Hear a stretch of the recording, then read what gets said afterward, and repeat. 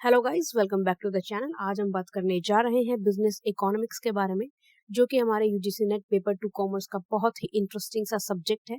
और ये हमारी यूनिट 3 है। वन ऑन वन हम सभी टॉपिक्स को स्टडी करेंगे, सो वीडियो को एंड तक जरूर देखिएगा। हम शुरुआत करेंगे हमारे बेसिक से। तो हमारा बेसिक पार्ट जो होगा वो होगा व्हाट इज इकोनॉमिक्स, क्योंकि जब तक हमें यही नहीं पता कि इकोनॉमिक्स क्या होती है, बाकी के सब्जेक्ट्स हम किस तरीके से समझ सकते हैं। तो देखो, जो इकोनॉमिक्स शब्द है वो हमारा एंशियंट ग्रीक वर्ड ओकोनोमियो से मिलके बना है। तो यहाँ पर ये जो ओकोनोमिया है, ये ओइकोस एंड नोमोस दो शब्दों का मेल है। ओइकोस का मतलब यहाँ पे होता है हाउस होल्ड एंड नोमोस का मतलब होता है मैनेजमेंट। सिंपल भाषा में समझाएं तो एंशियंट ग्रीक लेसन्स के अकॉर्डिंग इकोनॉमिक्स क्या होता था? घर को संभालना, होल हाउस होल्ड मैनेजमेंट। ठीक है, ये आर्ट होती थी, art of running a home efficiently. Like देखो, अब हमारे घर में बहुत सारे इश्यूज होते हैं, कभी कई बार बहुत सारी चीजों की कमी होती है, बट स्टिल हमारी मम्मी कैसे ना कैसे करके चीजों को मैनेज कर लेती है। ठीक है, क्योंकि उनको घर चलाने की कला आती है, और इकोनॉमिक्स भी चलाने की कला है। बस यहाँ पे फर्क इतना है कि घर की जगह हम या तो कंट्री चलाने की बात करते हैं या अपनी कंपनी इंडस्ट्री चलाने की बात करते हैं। होगा आपको समझ में आ गया होगा। अब प्रॉपर इकोनॉमिक्स की अगर हम डेफिनेशन के ऊपर जाते हैं, economics is study of how individuals, business and government and Nations make choice about producing, distributing and consuming goods and services, especially those which have limited resources to meet unlimited needs and wants. अब आपको साफ शब्दों में समझाते हैं, economics क्या होता है। इकोनॉमिक्स एक स्टडी है जिसमें हम ये चूज करते हैं कि हमें क्या बनाना है, क्या डिस्ट्रीब्यूट करना है, और किन लोगों को कंज्यूम करने के लिए उस तक पहुंचाना है। क्यों? क्योंकि यहाँ पर रिसोर्सेस तो लिमिटेड है हमारे पास, लेकिन ठीक है, स्कार्सिटी का मतलब होता है लिमिटेड, कमी है। रिसोर्सेज लिमिटेड है लेकिन जरूरतें बहुत ज्यादा है। ठीक है, तो एक और डेफिनेशन हम आपको समझाते हैं सिंपल भाषा में, कि स्टडी अपने नीड्स एंड वांट्स को, ठीक है, अपनी चाहतों को, अपनी इच्छाओं को कम से कम रिसोर्सेज में किस तरीके से पूरा करना है सबसे अच्छे तरीके से, वही इकोनॉमिक्स होता है। ठीक है, procurement of resources, procurement of scarce resources within the best alternative is known as economics. ठीक है, तो अब हम आगे बढ़ते हैं। होप आपको जो बेसिक है वो समझ में आ गया होगा। अब देखो, हमारी इकोनॉमिक्स भी ना दो हिस्सों में बटी हुई है, that is micro and macro economics. यहाँ से यूजीसी नेट के क्वेश्चंस बनते हैं, और पूरा ही लेसन बहुत ही इंपॉर्टेंट है। बेसिक बेशक है, लेकिन वहां से प्रीवियस ईयर क्वेश्चंस बनते आए हैं, तो ध्यान से सुनते जाइएगा। तो देखो, माइक्रो इकोनॉमिक्स और मैक्रो इकोनॉमिक्स। माइक्रो में सबसे पहले बता दूं, माइक्रो मतलब होता है छोटा। ठीक है, माइक्रो इज छोटा and macro is big. Okay, तो स्टडी ऑफ पर्टिकुलर इंडस्ट्री, जब हम एक पर्टिकुलर इंडस्ट्री को स्टडी करते हैं या फिर इकोनॉमी के एक छोटे से हिस्से को स्टडी करते हैं, तो वो होता है हमारा माइक्रो इकोनॉमिक्स। जबकि मैक्रो इकोनॉमिक्स में हम करते हैं study of economy as a whole. ठीक है, देखो, एक तो होता है कि मैं कहूँ कि भाई पूरे देश में पॉवर्टी कम करनी है, गरीबी कम करनी है, तो वो आएगा हमारा मैक्रो इकोनॉमिक्स। लेकिन अगर मैं कहूँ कि मुझे अपने गुरुग्राम शहर में जो है गरीबी का कुछ ना कुछ करना पड़ेगा, तो वो आएगा माइक्रो इकोनॉमिक्स। क्यों? क्योंकि हमने बहुत ज्यादा एक छोटे सेगमेंट से डील कर रहे हैं, और अगर हम एक प्रॉपर इंडस्ट्री से डील करते हैं तो वो भी माइक्रो इकोनॉमिक्स होता है। एंड गाइस, ये जो सिलेबस है, वन मोर थिंग, कि ये सिर्फ और सिर्फ यूजीसी नेट के लिए नहीं है। कॉमर्स के हर एक सब्जेक्ट, हर एक कोर्स में यही इकोनॉमिक्स का सिलेबस चलता है। तो पूरा का पूरा कोर्स स्पेसिफिकली कॉमर्स स्टूडेंट्स के लिए बना है, और मैंने इसको सिर्फ यूजीसी नेट वालों तक सीमित नहीं रखा है। उनके लिए पीवाईक्यूज के बारे में जानकारी मिलती रहेगी, बट है सभी के लिए। नेक्स्ट पॉइंट आता है हमारा, purpose is to analyse the market and determine the price levels. कि जो सामान है, जो गुड्स हैं, उनका मार्केट में क्या डील चल रहा है, ठीक है, उनका मार्केट में एनालिसिस करना और उनके लिए एक प्राइस लेवल डिटरमाइन करना माइक्रो इकोनॉमिक्स में आता है। जबकि मैक्रो इकोनॉमिक्स में क्या करते हैं हम, यहाँ पर हम डील करते हैं नेशनल इनकम, देश का पैसा, देश की ग्रोथ, इकोनॉमिक ग्रोथ। ठीक है, देश का पैसा कैसे बढ़ाना है, ठीक है, देश को डेवलप कैसे करना है। माइक्रो इकोनॉमिक्स में करते हैं deals with supply, demand, production, price level and consumption. ये छोटी छोटी चीजें होती है। एक पर्टिकुलर चीज की सप्लाई कितनी है, पर्टिकुलर चीज की डिमांड कितनी है। फॉर एग्जांपल, मेरी बिस्किट की कंपनी है, ठीक है, मुझे कितना सप्लाई करना है, कितने मेरे बिस्किट की डिमांड है, कितना मैं बनाऊं, कितने मैं बेचूं, कितना लोग कंज्यूम कर रहे हैं, that is micro economics. But वहीं हमारे जो मैक्रो इकोनॉमिक्स है वो डील करते हैं कि नेशनल इनकम कितनी है, इनकम को डिस्ट्रीब्यूट कैसे करना है, और एम्प्लॉयमेंट के बारे में, मनी सप्लाई के बारे में किस तरीके से इनिशिएटिव्स लेने हैं, किस तरीके से फैसले लेने हैं, वो माइक्रो इकोनॉमिक्स में आता है। फिर नेक्स्ट पॉइंट आता है हमारा, it main determinant is the price. Micro का मेन काम है प्राइस डिटरमाइन करना, ठीक है, जबकि मैक्रो का मेन काम है डिटरमिनेंट ऑफ इनकम, देश की इनकम, गवर्नमेंट की इनकम। ठीक है, फिर चाहे वो बैंक के थ्रू हो, या फिर ओपन सोल्यूशंस के थ्रू हो, किसी भी तरीके से हो, लेकिन देश की इनकम। फिर वो कहता है कि it provide the solution to the problem of what, how and for whom to produce. Micro economics में एक बहुत बड़ा हमारा पॉइंट आता है central problem of the economy, जो कि आपकी नेक्स्ट वीडियो में बहुत ही अच्छे तरीके से डिस्कस होगा। तो सेंट्रल प्रॉब्लम होती है कि क्या बनाए, कैसे बनाए, किसके लिए बनाए, इससे डील करता है माइक्रो इकोनॉमिक्स। जबकि मैक्रो इकोनॉमिक्स डील करता है सॉल्यूशन से। ये जो आपकी what, how and for whom वाली सोल्यूशन है, वो मैक्रो इकोनॉमिक्स प्रोवाइड करता है। कैसे, कि किस तरीके से आप रिसोर्सेज का फुलर यूटिलाइजेशन करें, ठीक है, कम से कम कीमत में ज्यादा से ज्यादा सामान किस तरीके से बना सकते हैं, ज्यादा से ज्यादा फायदा किस तरीके से आप ले सकते हैं, वो हमारा मैक्रो इकोनॉमिक्स बताएगा आपको। माइक्रो इकोनॉमिक्स का लास्ट पॉइंट आ जाता है, it has a narrower scope. अब देखो, क्योंकि छोटा पार्ट है तो ऑब्वियसली बात है नैरो ही होगा ना, क्यों, क्योंकि एक पर्टिकुलर स्पेसिफिक सेगमेंट से रिलेट करता है। जबकि जो मैक्रो इकोनॉमिक्स है वो ब्रॉड है, बड़ा है, क्यों, क्योंकि इकोनॉमी एज अ होल से डील कर रहा है। ओके, सो अब नेक्स्ट पॉइंट पे आते हैं, useful in regulating the prices of goods and services. जो हमारा माइक्रो इकोनॉमिक्स है वो क्या करता है, हमारे फैक्टर ऑफ प्रोडक्शन को कंट्रोल करने में या प्राइसेस को कंट्रोल करने में काम आता है। लेकिन जो हमारा मैक्रो इकोनॉमिक्स है वो हमारा काम आता है इकोनॉमी के मेजर इश्यूज को सॉल्व करना, जैसे कि इन्फ्लेशन, कहते हैं ना, मंदी है, तेजी का समय है, तो तेजी का समय, इन्फ्लेशन, अनएम्प्लॉयमेंट, बेरोजगारी, गरीबी, पॉवर्टी। माइक्रो इकोनॉमिक्स का point, it accounts for factors such as demand supply for specific commodity to determine its price. अब देखो, it accounts for factors such as demand and supply. जैसे कि मैंने आपको पहले बताया था कि डिमांड एंड सप्लाई होती है एक स्पेशल कमोडिटी की, एक स्पेसिफिक पर्टिकुलर कमोडिटी थी, तो उसको हम माइक्रो इकोनॉमिक्स कहते हैं। जहां पर भी स्पेसिफिक लग जाए ना, बिना सोचे समझे आंख बंद करके माइक्रो पे टिक कर दो, और जहां पे लग जाए एग्रीगेट सप्लाई और aggregate demand, general price level, तो वो होता है मैक्रो। देखो, मैं आपको एक चीज बता दूं, सप्लाई में और एग्रीगेट सप्लाई में क्या अंतर होता है। सप्लाई होती है एक पर्टिकुलर चीज की सप्लाई, एग्रीगेट सप्लाई होती है पूरे देश ने मिलकर के कितने सामान की सप्लाई करी है, ठीक है, पूरी इंडस्ट्रीज ने कितने सामान की सप्लाई करी है एंड पूरे देश ने कितनी डिमांड करी है, दैट इज एग्रीगेट डिमांड। ठीक है, मेरे घर में फॉर एग्जाम्पल गुड़गांव में 5,000 गाड़ी बिकती है हफ्ते में, ठीक है, that is demand of Gurugram car. But पूरे देश ने एक हफ्ते में सपोज 1 लाख कार परचेज कर, तो वो हमारी एग्रीगेट डिमांड है। नेक्स्ट पॉइंट आता है माइक्रो के पे, demand and supply are main tools. Again demand and supply हमारे मेन टूल्स होते हैं, यहाँ पर एग्रीगेट डिमांड और एग्रीगेट सप्लाई हमारे मेन टूल्स होते हैं। माइक्रो का next, it assume market create equilibrium in a short period. Micro हमारा एज्यूम करता है कि डिमांड एंड सप्लाई जो होता है शॉर्ट टर्म पीरियड में, मतलब 1-2 महीने में अपने यहाँ पे बैलेंस हो जाती है, हमें ज्यादा कुछ करने की जरूरत नहीं है। लेकिन माइक्रो इकोनॉमिक्स उल्टा है, ये एज्यूम करता है कि इकोनॉमी में डिसइक्विलिब्रियम हो सकता है लंबे समय के लिए भी, जैसे कि मंदी का समय, रिसेशन जो अब चल रहा है, या बूम पीरियड, तेजी का पीरियड जिसमें सब चीज के प्राइस बहुत महंगे हैं, डिमांड बहुत ज्यादा है, जनता के पास पैसा बहुत ज्यादा है। तो इनको करेक्ट करने के लिए मैक्रो इकोनॉमिक्स में गवर्नमेंट मनी सप्लाई को कंट्रोल करती है, अपने आप कुछ नहीं हो जाता, ऐसा मैक्रो का मानना है। अब लास्ट पॉइंट पे आ जाता है, यहाँ पर एक एग्जांपल दे रहे हैं हम आपको माइक्रो इकोनॉमिक्स का, कि इसके जो कंपोनेंट्स होते हैं वो इंडिविजुअल इनकम, एक इंसान की इनकम, उसकी सेविंग, उसकी प्राइस, ठीक है, उसका कमोडिटी डिटर्मिनेंट, उसका इंडिविजुअल फर्म का आउटपुट, या फिर कंज्यूमर इक्विलिब्रियम हो सकता है। लेकिन मैक्रो इकोनॉमिक्स का एग्जांपल क्या होता है, नेशनल इनकम, देश की income, general price level, aggregate supply, aggregate demand and unemployment. Hope आपको ये सब क्लियर हो गया होगा। अगर स्टिल आपको किसी भी चीज में दिक्कत है तो let me know, comment section में मेंशन कर दीजिएगा, उसको दोबारा समझा देंगे, फिर चाहे हमें एक स्पेशल क्लास ही क्यों ना लेनी पड़ जाए आप लोगों के लिए। ठीक है, सो आगे बढ़ते हैं। अब डेफिनेशन ऑफ इकोनॉमिक्स, यहाँ से बहुत ज्यादा क्वेश्चंस आते हैं, इंपॉर्टेंट पार्ट है फॉर यूजीसी नेट, ठीक है, और स्टेट एलिजिबिलिटी एग्जाम में से भी यहाँ से क्वेश्चन आते हैं कि इकोनॉमिक्स की 4 डेफिनेशन है, wealth definition, welfare definition, scarcity definition and growth oriented definition. अब क्वेश्चन कहाँ से आते हैं, क्वेश्चन आते हैं ये डेफिनेशन किसने दी, ठीक है, तो आपको याद रखना है डेफिनेशन किस किसने दिया, एक एक करके समझते हैं, वो डेफिनेशन को देखते हैं किसने दी है। So very first is wealth definition. Wealth definition किसने दी है, एनीवन? तो वेल्थ डेफिनेशन हमारी एडम स्मिथ ने दी है, बहुत ही ध्यान से राम याद रखना है, एडम स्मिथ का नाम बहुत सुना होगा आपने, इकोनॉमिक्स में और फाइनेंस में भी सुना होगा। तो देखो, they considered the father as modern economics, इन्हें मॉडर्न इकोनॉमिक्स का फादर कहा जाता है। यहाँ से भी क्वेश्चन आता है, who is the father of modern economics, is Adam Smith.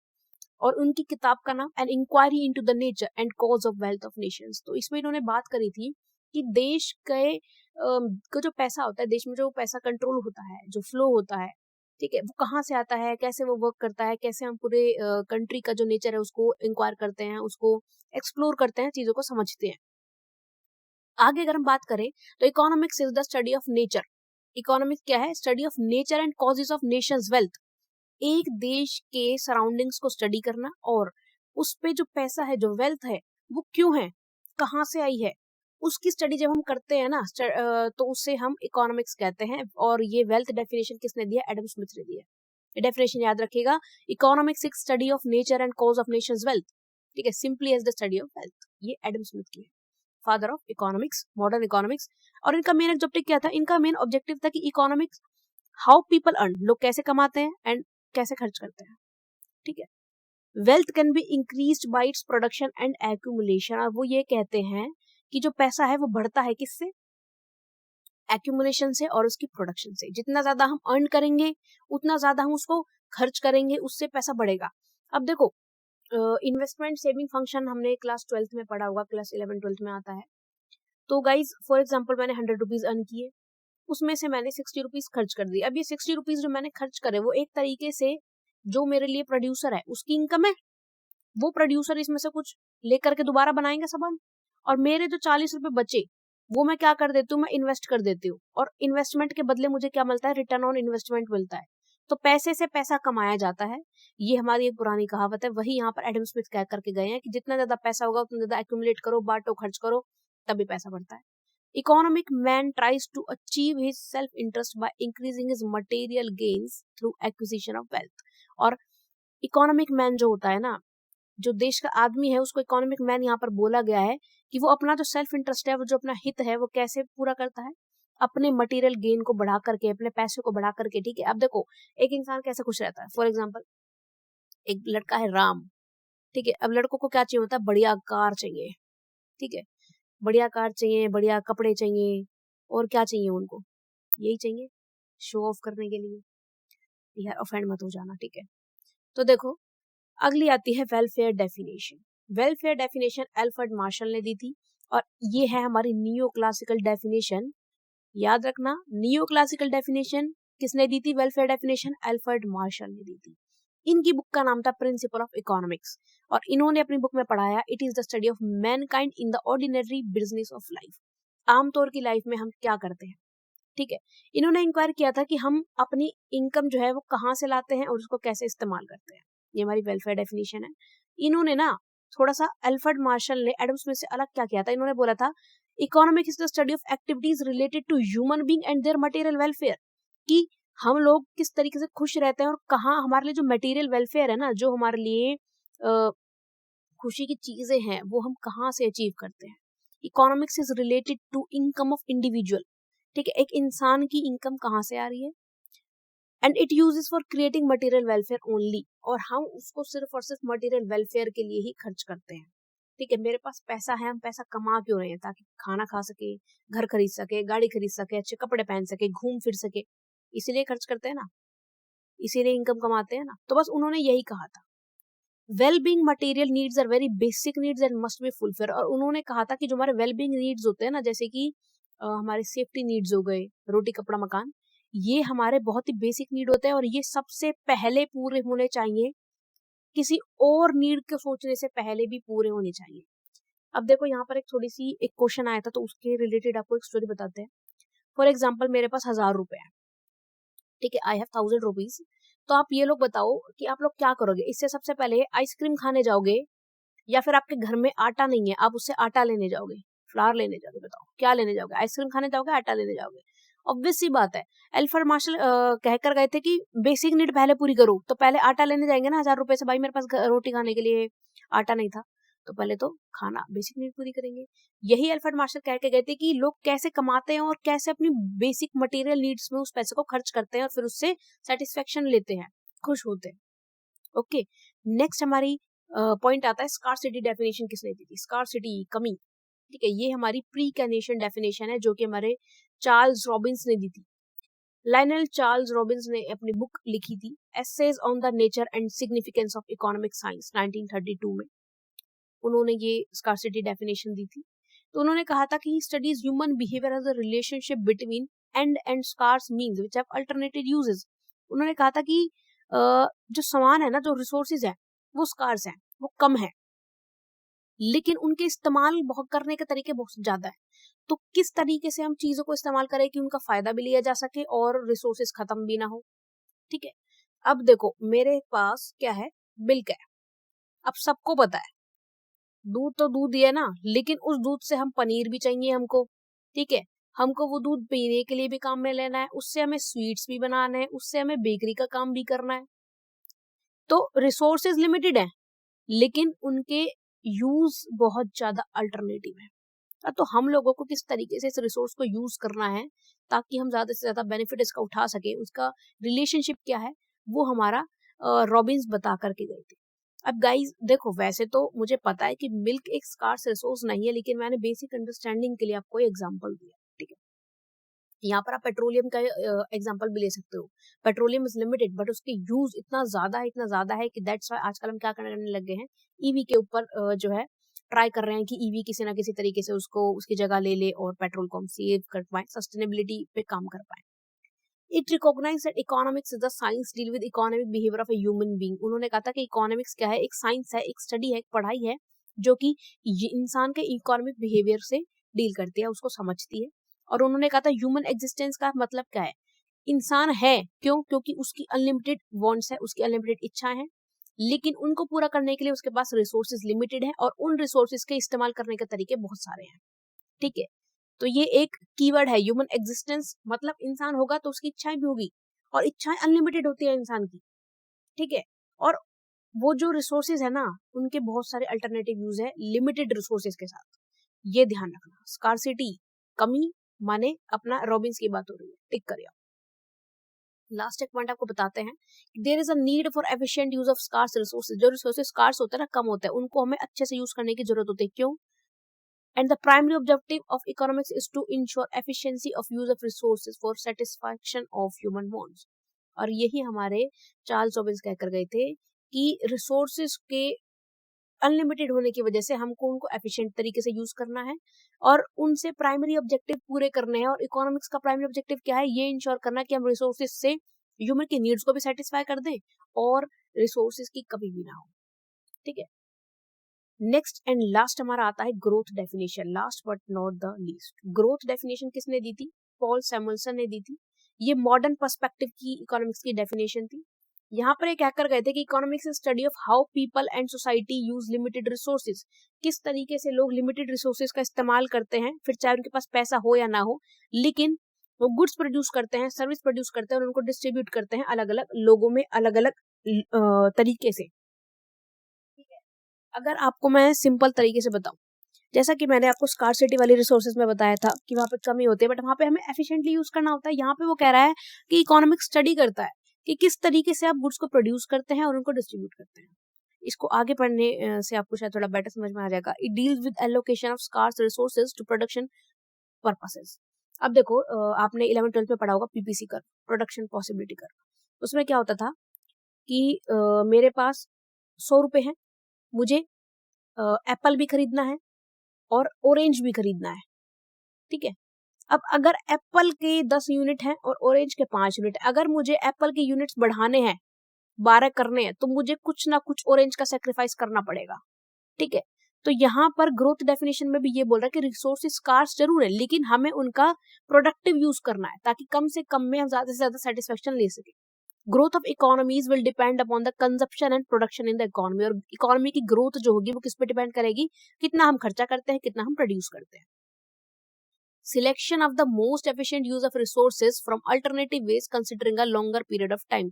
और जो सिलेक्शन होगा कि कौन सा ज्यादा इफेक्टिव है, कौन सा इफेक्टिव नहीं है रिसोर्स और काम करने का तरीका, वो एक लॉन्गर पीरियड ऑफ टाइम में टेस्टिंग करने के बाद ही पता चलेगा। ठीक है गाइज, मैंने आपको स्लो पढ़ाया है बट सारी चीजें समझाने की कोशिश की है वन ऑन वन। अब हम आते हैं हमारे पॉजिटिव इकोनॉमिक्स और नॉर्मेटिव इकोनॉमिक्स पे। इकोनॉमिक्स का एक और पार्ट है, ये लास्ट टॉपिक है बट इंपॉर्टेंट है, सुन के जाइएगा अच्छे से।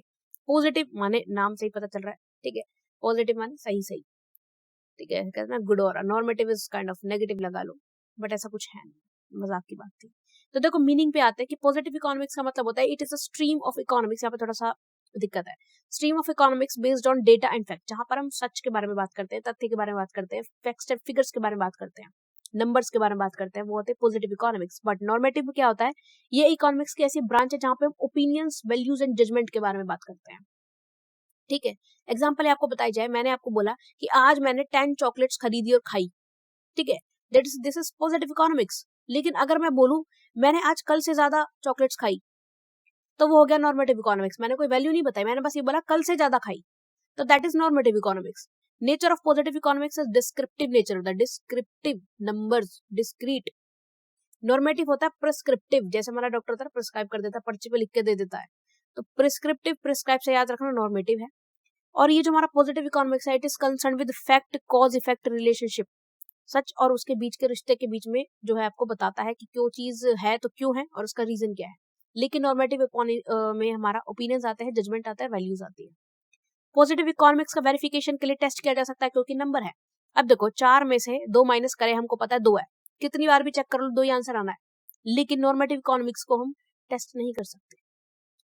अब मेरे पास 100 रुपए थे, 10 रुपए की एक चॉकलेट थी, 100 रुपए खत्म हो गए, तो सिंपल सी बात है, मैंने 10 चॉकलेट खरीद ली। लेकिन आप इस चीज को कैसे वेरीफाई करोगे कि मैंने कल से ज्यादा चॉकलेट आज खरीदी? कोई नंबर नहीं है, तो कैसे वेरीफाई करोगे? तो ये एक टेस्टेड नहीं हो सकता, वेरिफिकेशन नहीं हो सकती इसकी। स्टेटमेंट टाइप यहाँ पे फैक्ट होता है, यहाँ पर ओपिनियन होता है। एग्जाम्पल इसका मैंने पहले आपको चॉकलेट का दे दिया, बट सपोज बता देते हैं कि इन्फ्लेशन रेट 6% है, 6% प्राइसेस बढ़ गए, तेजी हो गई। लेकिन यहाँ पे वो क्या कर रहा है, inflation should be reduce, inflation कम करनी चाहिए। ठीक है, कितनी कम करनी चाहिए, कितनी बढ़ गई, कोई डेटा नहीं है। पॉलिसी रोल क्या है, यहाँ पर इकोनॉमिक प्रॉब्लम को हम एक्सप्लेन करते हैं कि भाई ये समस्या है, मैंने बोल दिया गरीबी बढ़ रही है, अरे डेटा तो लेकर के आओ, ठीक है, प्रूफ तो करो। यहाँ पर मैंने बोल दिया सजेस्ट सॉल्यूशन एंड पॉलिसीज, ये उसका पॉलिसी का सोल्यूशन बताता है। ठीक है, यह प्रॉब्लम क्रिएट करता है, मतलब प्रॉब्लम आइडेंटिफिकेशन करवाता है, ये सोल्यूशन देता है। बेसिस क्या है इसका, ये इकोनॉमिक एनालिसिस करता है और ये इकोनॉमिक पॉलिसी को फॉर्मुलेट करने में मदद करता है। So thank you so much guys, hope आपको ये पूरा टॉपिक समझ में आ गया होगा। स्टिल कोई क्वेरी है तो please don't forget to subscribe and mention in the comment section about the feedback. और हमारा नेक्स्ट टॉपिक बिजनेस इकोनॉमिक्स होने वाला है, और इसके साथ हमारी सेंट्रल प्रॉब्लम, ठीक है, सेंट्रल प्रॉब्लम्स हम पढ़ेंगे नेक्स्ट टॉपिक में बिजनेस इकोनॉमिक्स के साथ, और पढ़ेंगे उनका सॉल्यूशन। ठीक है, जो कि हमारा सॉल्यूशन में आ जाती है हमारी जो 3 इकोनॉमीज होती है ना, 3 टाइप्स ऑफ इकोनॉमीज। बहुत ही बढ़िया, आपका ये 12th में भी आता है और बीकॉम एमकॉम में भी आता है, और यूजीसी नेट का तो यार बढ़िया टॉपिक है, बिजनेस इकोनॉमिक्स, वहां से क्वेश्चंस आते हैं। So please don't forget to give feedback. Thank you. Hello guys, welcome.